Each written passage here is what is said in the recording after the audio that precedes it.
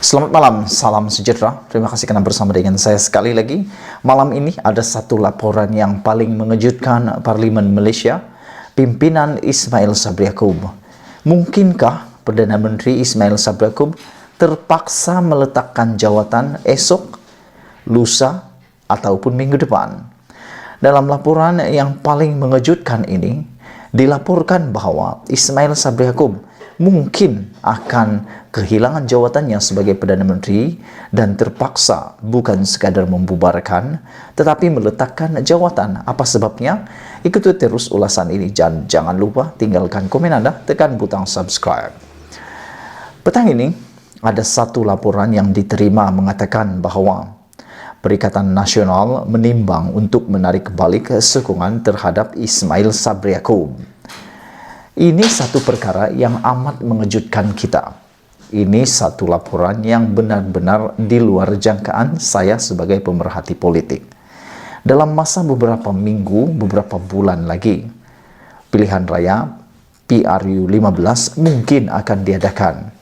Namun demikian, laporan yang diterima ini mengatakan bahwa Perikatan Nasional menimbang untuk tarik balik sokongan pada Ismail Sabri Yaakob. Wow! Ini satu kejutan dan ini satu keputusan yang amat besar yang boleh menjejaskan seluruh kestabilan politik Malaysia. Perikatan Nasional sedang menimbang untuk menarik balik sokongan terhadap Perdana Menteri Ismail Sabri Yaakob menurut laporan The Star. Laporan itu mendakwa ia kerana Ismail Sabri Yaakob tidak menunaikan apa yang dikatakan sebagai perjanjian untuk melantik Parlimen Bersatu sebagai timbalan Perdana Menteri. Wow, hanya kerana mau dapatkan timbalan Perdana Menteri, laporan ini mengatakan mereka berniat Perikatan Nasional menimbang untuk menarik sokongan terhadap Ismail Sabri Yaakob. Sebelum ini aku telah pernah mengulas tentang hal ini. Mengapa perlu ada timbalan Perdana Menteri lagi? Walhal sudah ada 4 Menteri Kanan dalam Kabinet Malaysia. Apakah sebenarnya tugas timbalan Perdana Menteri sekiranya 4 orang Menteri Kanan ini telah pun diwujudkan? Bolehlah ada timbalan Perdana Menteri sekiranya 4 orang Menteri Kanan ini dilucutkan kekananan mereka. Barulah saya fikir ada relevan untuk melantik timbalan Perdana Menteri. Tetapi dari segi waktu, timingnya sudah tidak lagi relevan kerana dalam 1, 2, 3 bulan lagi besar kemungkinan Parlimen akan dibubar dan PRU 15 akan diadakan. Jadi buat apa ada timbalan Perdana Menteri dalam masa sebulan sahaja? Nanti bikin malu, memalukan sahaja. Sudahlah Perdana Menteri dahulu yaitu Muhyiddin Yassin menjadi Perdana Menteri terpendek masanya di Malaysia. Jangan sampai timbalan Perdana Menteri yang paling pendek ada di Malaysia, tempoh waktu pentadbirannya ada di Malaysia pula muncul dan datang daripada Perikatan Nasional. Ismail Sabri Yaakob dilaporkan dijadual bertemu dengan delegasi Perikatan Nasional semalam. Berhubung perjanjian itu, namun ia dibatalkan di saat-saat akhir.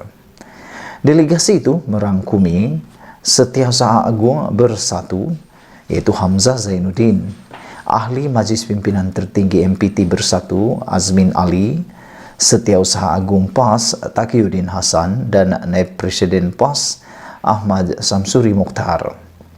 Menurut laporan itu lagi, mesyuarat MPT Bersatu pada Selasa lalu secara umumnya setuju yang sokongan terhadap Ismail Sabri perlu ditarik jika dia tidak boleh dirunding agar menunaikan persetujuan yang telah dicapai.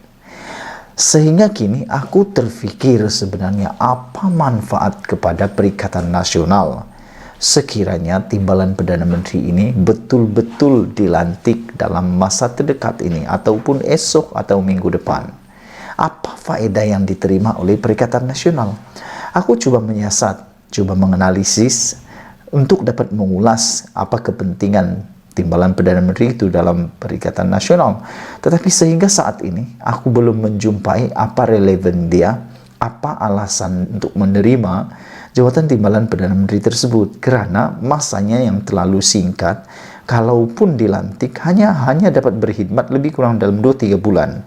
Apakah pencapaian yang boleh diukur sekiranya timbalan Perdana Menteri itu dilantik? Bukankah ini satu pembaziran? Bukankah ini akan hanya memburukkan lagi prestasi, reputasi Perikatan Nasional? Walhal sebelum ini Muhyiddin Yassin terkenal digelar sebagai Perdana Menteri gagal, sehingga terpaksa meletak jawatan. Dengan cadangan untuk melantik timbalan Perdana Menteri daripada kalangan ahli parlimen Perikatan Nasional ataupun Bersatu, dan hanya mampu berkhidmat lebih kurang dalam 2-3 bulan kalau parlimen dibubarkan tahun ini akan memberikan gambaran yang lebih buruk kepada Perikatan Nasional di bawah pimpinan presidennya, di bawah pimpinan Bersatu, yaitu Presiden Bersatu yaitu Muhyiddin Yassin.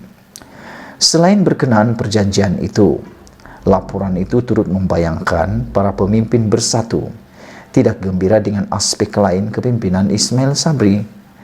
Laporan itu turut memetik timbalan Presiden Bersatu Ahmad Faizal Azumu sebagai berkata, Kerajaan Persekutuan telah menyakat dana kepada ahli politik Bersatu.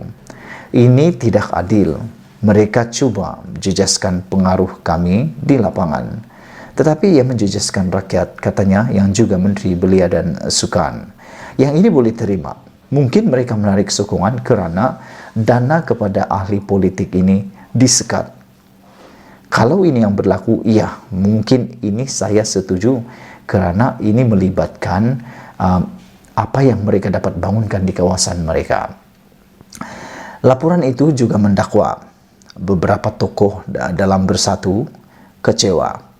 Mereka disingkirkan daripada jawatan dalam syarikat berkaitan kerajaan JLC yang dipegang sebelum ini.